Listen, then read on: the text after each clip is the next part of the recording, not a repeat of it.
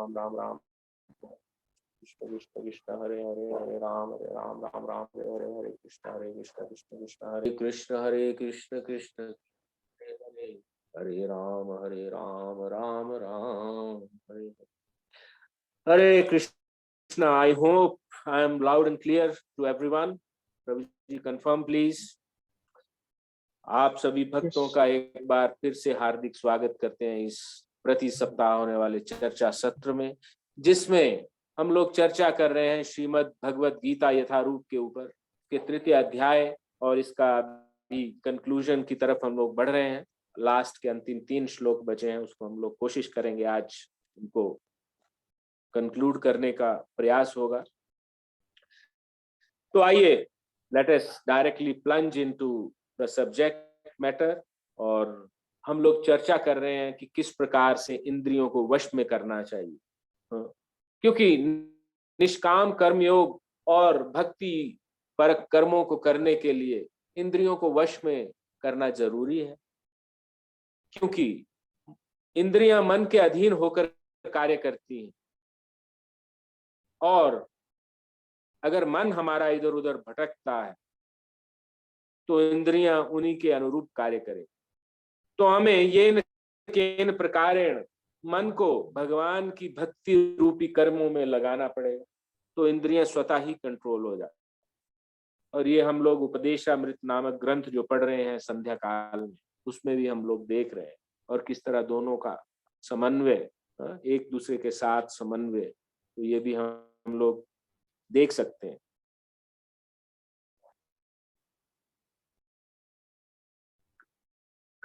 कर्म और योग तो का जोड़ है कर्म योग। योग का अर्थ है जोड़ देना उसको, अदरवाइज किससे जोड़ देना? भगवान से जोड़ देना। अगर हम उसको जोड़ते नहीं है तो कर्म योग नहीं कहलाए। वैसे तो हम दुनिया में बहुत सारे काम करते रहते हैं, लेकिन अगर उसको कर्म योग कहलाना है तो एसेंशियली उसका योग उस परम ईश्वर से किस तरह से हम कर सकते हैं, उसकी प्रसन्नता के लिए कार्य करके इसका योग कर सकते हैं, तब ये कर्म योग कहलाता है। ये ध्यान देने लायक यहाँ पे बात है। और पिछली बार देखा कि काम जो है ये बहुत हमारा शत्रु है, और इसके निवास स्थान कहाँ है? इंद्रियां, मन तथा बुद्धि इसके निवास स्थान। और इसके द्वारा ये जीवात्मा के ज्ञान को, वास्तविक जो ज्ञान, वास्तविक ज्ञान, फिर मैं आऊंगा 13:8 से 13:12, सब लोग पढ़ लीजिएगा। वास्तविक ज्ञान यानी भगवत संबंधी ज्ञान, यानी जो शाश्वत रहने वाला ज्ञान। टेम्परेरी ज्ञान की बात नहीं की जा रही है यहाँ पे, सिर्फ शाश्वत ज्ञान की बात। तो उस शाश्वत ज्ञान को ये ढंक लेता,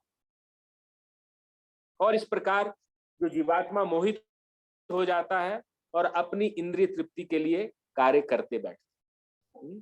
तो हमने ये जाना, और पिछली बार बहुत सुंदर एक महान वैष्णव के मुख से हमने उसको सुना, और आज हम लोग चर्चा करेंगे 41वें श्लोक की। तस्मात् त्वमिन्द्रियाण्यादौ नियम्य भरतर्षभ पाप्मानं प्रजहिह्येनं ज्ञान विज्ञान नाशनम्। तस्मात् त्वम् इन्द्रियाण्यादौ नियम्य भरतर्षभ पाप्मानं प्रजहिह्येनं ज्ञान विज्ञान नाशनम्। तस्मात् त्वम् इन्द्रियाण्यादौ नियम्य भरतर्षभ पाप्मानं प्रजहिह्येनं ज्ञान विज्ञान नाशनम्। तस्मात् अतः, तुम इंद्रियाणि इंद्रियों को, आदौ प्रारंभ में, नियम्य नियमित करके, भरत ऋषभ हे भरतवंशियों में श्रेष्ठ, पापमानम पाप के महान प्रतीक को, प्रजहि यानी दमन कर दो, ही निश्चय ही, एनम इस ज्ञान, ज्ञान विज्ञान तथा शुद्ध आत्मा के वैज्ञानिक ज्ञान का मतलब उसको अनुभूति कर लेने, ज्ञान की अनुभूति को विज्ञान कहते हैं। शुद्ध आत्मा के वैज्ञानिक ज्ञान यानी अनुभूत ज्ञान का नाशनम संघर्ता यानी विनाश करने वाला। तो हे भरतवंशियों में श्रेष्ठ अर्जुन, प्रारंभ में ही इंद्रियों को वश में करके इस पाप के महान प्रतीक यानी काम का दमन करो और ज्ञान तथा आत्म साक्षात्कार के इस विनाशकर्ता का वध कर दो। तो काम का वध करने की बात की जा रही। तो आइए पढ़ते हैं। तात्पर्य में प्रभुपाद जी कहते हैं, जय श्रील प्रभुपाद, कि भगवान ने अर्जुन को प्रारंभ से ही इंद्रिय संयम करने का उपदेश दिया, जिससे वह सबसे पापी शत्रु काम का दमन कर सके, जो आत्म साक्षात्कार तथा आत्मज्ञान की उत्कंठा को विनष्ट करने वाला है। पहले हमने पढ़ लिया कि काम कहाँ निवास करता है, इंद्रियां, मन तथा बुद्धि में, करेक्ट। और ये क्या करता है, ये वास्तविक ज्ञान को ढंक लेता, कवर कर लेता। यही मूल कारण कि हम जन्मों जन्मों से इस जन्म मृत्यु के चक्कर में और विभिन्न योनियों में घूमते जा रहे हैं। यही कारण है। ये काम ही सबसे बड़ा दुर्जय शत्रु है। तो भगवान उसको संयमित करने के लिए कहते हैं, इस काम का दमन करो, इसका वध कर डालो। और ये आत्मज्ञान की उत्कंठा को विनष्ट करने वाला है, क्योंकि मन तो ऑक्यूपाई हो जाएगा ना। बहुत हमारा पूरा मन जो है वो ऑक्यूपाई हो जाएगा, उसका पूर्ण रूप से कहीं एक कोना बच जाएगा जहां पे हमारे लिए गुंजाइश होगी कि हम भगवत संबंधी ज्ञान को भी डाल सके। नहीं तो पूरा समय हम इंद्रिय तृप्ति या उसके विषय में चिंतन करते रहते।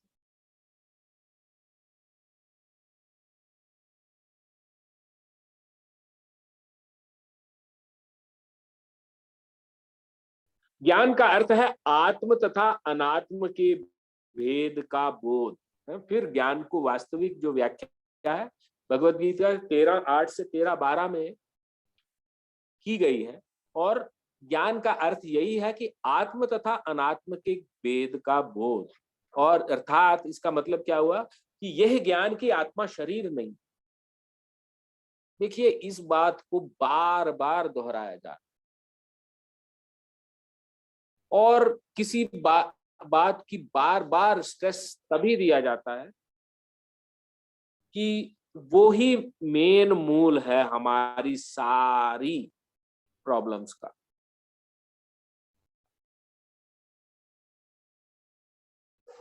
हमको किसी भी तरह से अपने बुद्धि में ये धंस जाना चाहिए, मतलब it should be imprinted permanently कि हम ये आत्मा है, हम शरीर नहीं है। बार बार बार बार इस चीज को हमको याद दिलाने की जरूरत,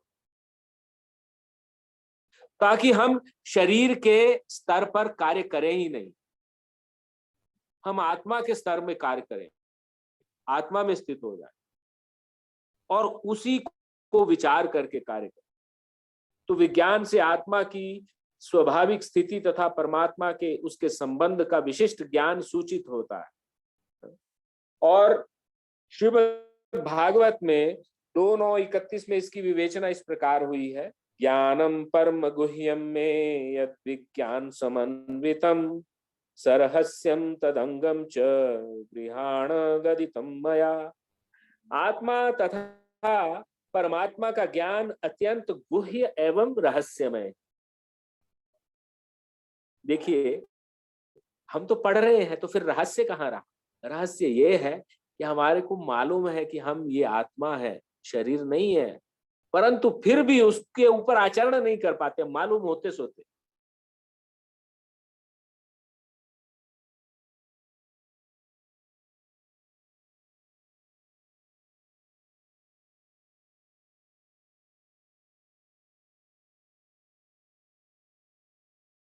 है ये गुह्य है, रहस्यमय। किंतु जब स्वयं भगवान के द्वारा इसके विविध पक्षों की विवेचना की जाती है तो ऐसा ज्ञान तथा विज्ञान समझा जा सकता है। तो हम बिल्कुल सही रास्ते पे। क्यों? क्योंकि हम भगवत गीता पढ़ रहे हैं और भगवत गीता स्वयं भगवान ने अपने मुख से इसको कहा है। तो हम भगवान के मुख से सुनी गई वाणी, कही गई वाणी को सुनते हैं तो हम इसको समझने के लिए योग्य बन जाए, क्योंकि जिसने हमें सृष्टि किया है वो ही इस चीज को हमें समझा रहे हैं, तो क्यों नहीं समझे। भगवत गीता हमें आत्मा का सामान्य तथा विशिष्ट ज्ञान, सामान्य और विशिष्ट ज्ञान प्रदान करती। सामान्य क्या क्या है वो हमने दूसरे चैप्टर में पढ़ लिया। इसको काटा नहीं जा सकता, इसको मारा नहीं जा सकता, अछेद्योयम, इसको छेद नहीं किया जा सकता, अदाह्यो, इसको जलाया नहीं जा सकता, न शोषयति इति मारुतः, और हवा इसको सुखा नहीं सकती, इसको पानी गीला नहीं कर सकता, न च एनम क्लेदयन्त्यापो, है ना। तो ये सारे, ये सामान्य ज्ञान। और विशिष्ट ज्ञान क्या है? आत्मा जो है परमात्मा का अंश स्वरूप है और सनातन रूप से अंश है, और हम सब आत्मा है, हम सब आत्मवत, और आत्मा में भगवान के अणुरूप में सारे गुण विद्यमान रहे, और हमेशा जीवेर स्वरूप होए कृष्णेर नित्य दास। ये हमारा स्वरूप ही है, हमारा कॉन्स्टिट्यूशनल पोजीशन ही है भगवान का नित्य दास होना। ये विशिष्ट ज्ञान। और आत्मा की जो मटेरियल क्वालिटीज, मटेरियल क्वालिटी नहीं बोलूंगा, वो जो सिंपल क्वालिटीज जो है ना, सामान्य ज्ञान इसका, ये हमने बता दिया, है ना। अछेद्योयम अदाह्योयम, वो सारा।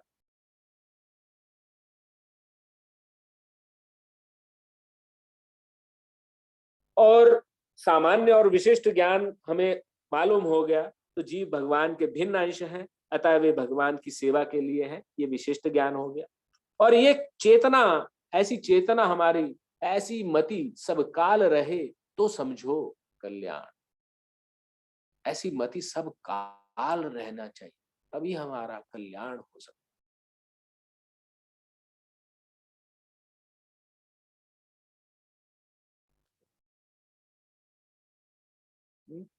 तो वो है ना, इसका पहली लाइन भी है कि जब व्यक्ति अकेला होता है तो, और जब शमशान में होता है, और तब वो देखता है कि ये सारा कुछ व्यर्थ है ना। जब किसी की मृत्यु हो जाती है, व्यक्ति शमशान में जाता है, तो उसको याद आता है कि ये सब कुछ व्यर्थ है। और व्यक्ति जब कोर्ट कचहरी में खड़ा होता है या इस तरह सा कुछ हुआ है में शमशान, ऐसी मति सब काल रहे तब समझो कल्याण। तो हमारी मति ये हर काल हर वक्त रह जाए, जैसे शमशान में होती है वैसी मति हर समय रह जाए, तभी हम हमारा कल्याण हो सकता है। तभी उनको समझ में आता है कि हमारा यहाँ पे भौतिक चिर स्थायित्व है नहीं। तो ये चेतना हमेशा हो जाए तो कृष्ण भावना में कहलाती है। तब मनुष्य को जीवन के प्रारंभ में इस कृष्ण भावना को सीखना होता है, शुरुआत से सीखना है इसको,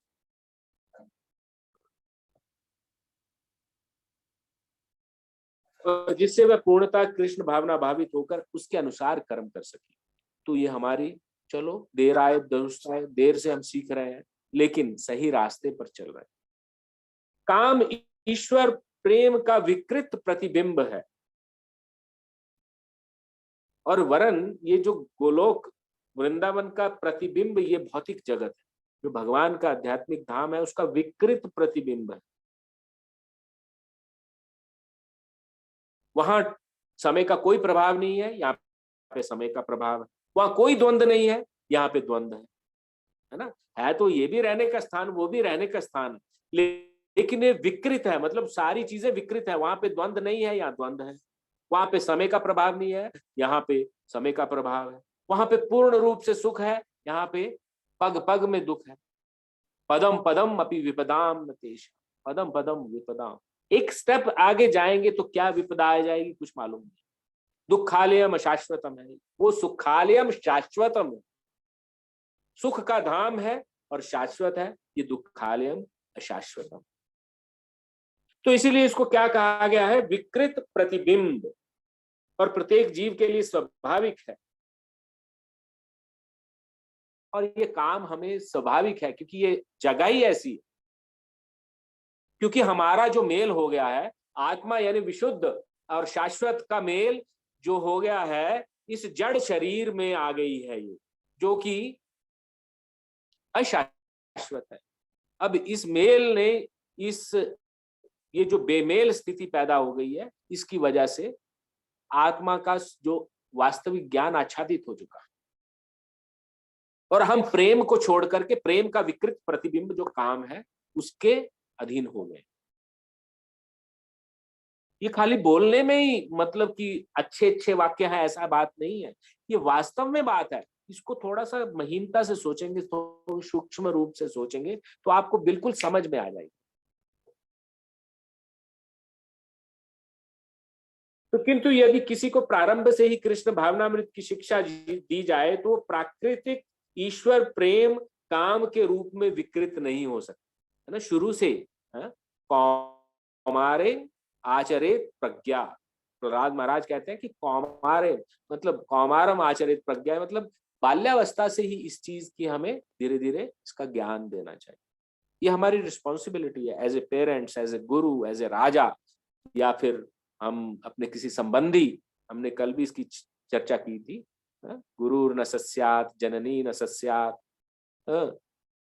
पिता न सस्यात, स्वजनो न तत्स्यान, न मोचयेत समुपैति मृत्यु। ये हमारा ही कर्तव्य है कि हमें इनको खुद भी सीखना है और लोगों को भी सिखाना है, और उनको जन्म मृत्यु के चक्र से खुद भी छूटना है, उनको भी छुड़ाना। एक बार ईश्वर प्रेम के काम रूप में विकृत हो जाने पर इसके मौलिक स्वरूप को पुनः प्राप्त करना दुस्साध्य हो जाता है। एक बार ये थोड़ा सा गड़बड़ हो गई फिर उसको कंट्रोल में लाना दुस्साध्य हो जाता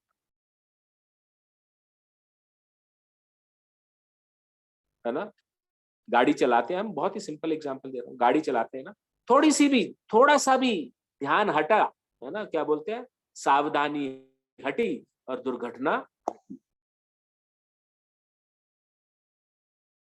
तो we need to be careful every time. ऐसा नहीं है कि मतलब कि बस थोड़ा सा, बस आज मैंने 1 घंटा प्रवचन पढ़ लिया और बस उसके बाद खत्म कहानी।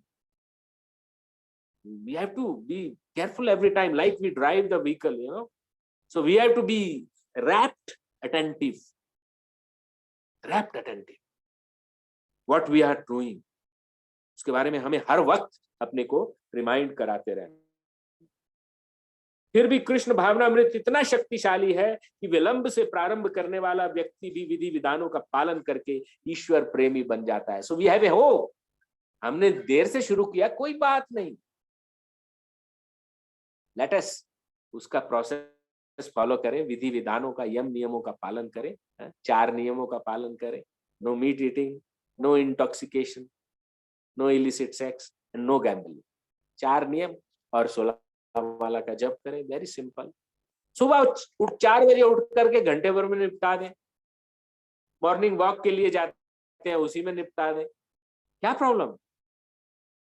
तो हमारे पास शक्ति आ जाती है ना। प्रभुपाद कहते थे कि हम we are equipped to fight with maya if we get up early in the morning and chant 16 rounds.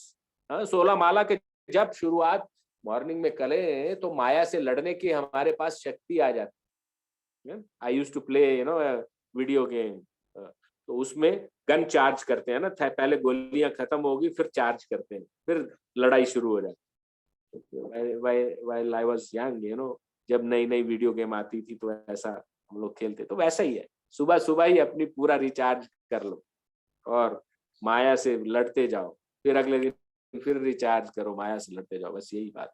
तथा जीवन की किसी भी अवस्था में जब भी इसकी अनिवार्यता समझी जाए, मनुष्य कृष्ण भावनामृत या भगवत भक्ति के द्वारा इंद्रियों को वश में करना प्रारंभ कर सकता है और काम को भगवत प्रेम में बदल सकता है, जो मानव जीवन की पूर्णता का चरम लक्ष्य है ना। जीवन की किसी भी अवस्था में जब भी इसकी अनिवार्यता समझी जाए, तो देखिए ये इंडिपेंडेंट वर्ल्ड है ना। आपको कब इसकी अनिवार्यता समझ में आती है, शमशान में ही नहीं समझ में आनी चाहिए।